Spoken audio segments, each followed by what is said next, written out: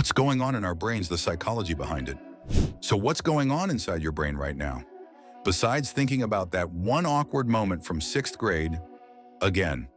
Short answer, chaos. Long answer, also chaos, but with neurotransmitters.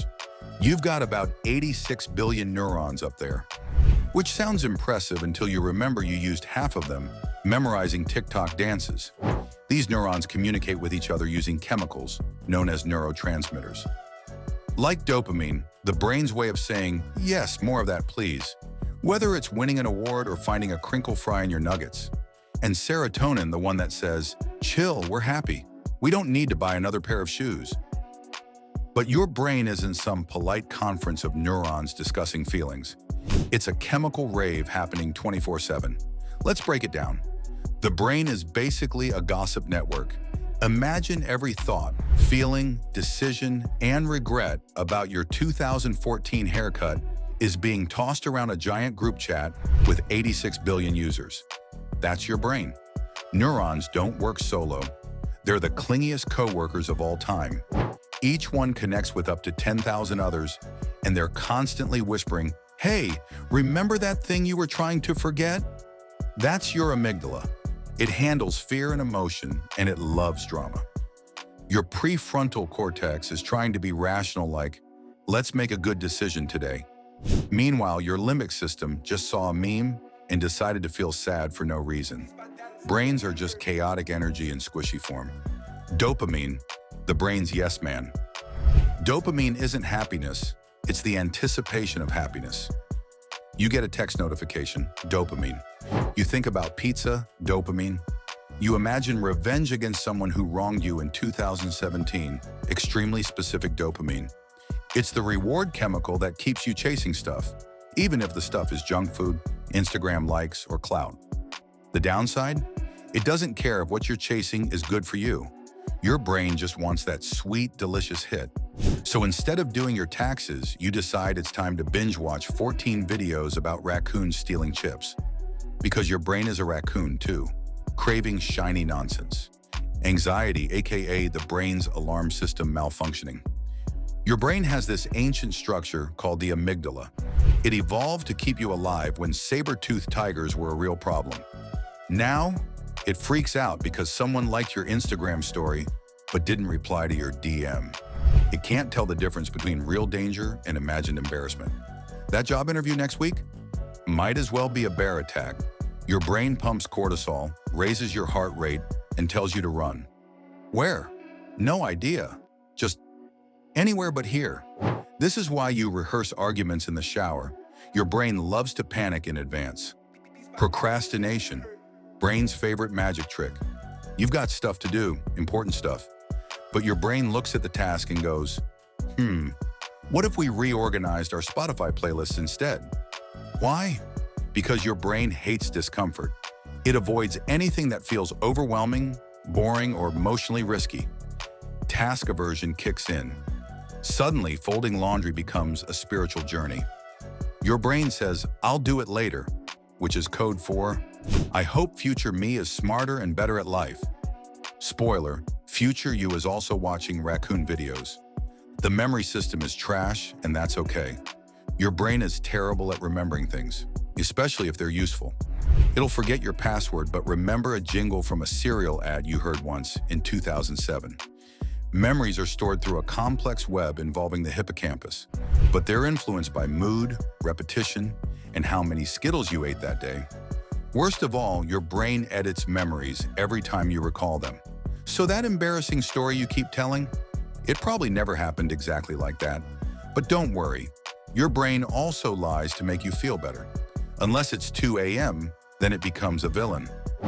And by the way, multitasking is a scam. Your brain cannot multitask. It can switch between tasks very quickly. But that switch comes at a cost. Each flip burns energy, kills focus, and makes you worse at both things.